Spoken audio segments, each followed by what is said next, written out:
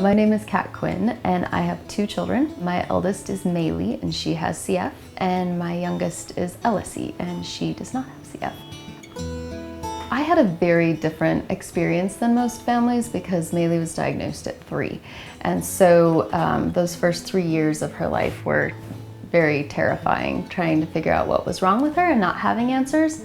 And so when Maylee was diagnosed, while cystic fibrosis was a terrifying label to be given to her, there was also a feeling of relief that we actually had a place to start working now. We had treatments, we had opportunities to help get her back to being healthy.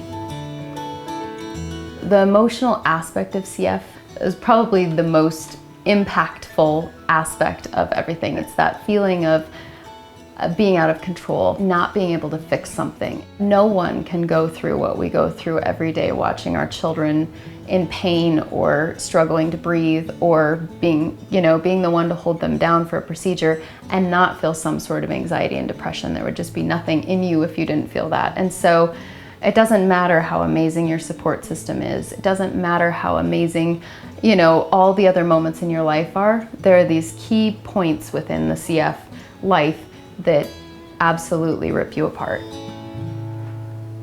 With all the hurdles that we have, that if you're not healthy, you cannot take care of your children. And I think that needs to be the focus, is we are their role model for how they'll be caring for themselves.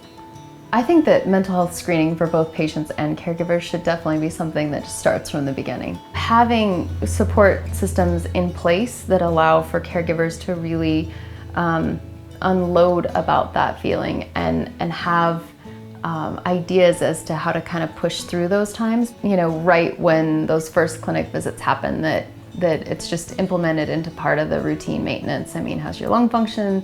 How's your BMI? How is your mental health as well as your child's? Just to kind of have that screening be a part of all the other screenings that happen, so that when a red flag comes up, it can be addressed in a very non-confrontational environment that makes everyone feel like it's just part of the care. I think normalizing the emotions that accompany the diagnosis and the disease progression is the first kind of point to get back to where I need to be the best caregiver for Maylee.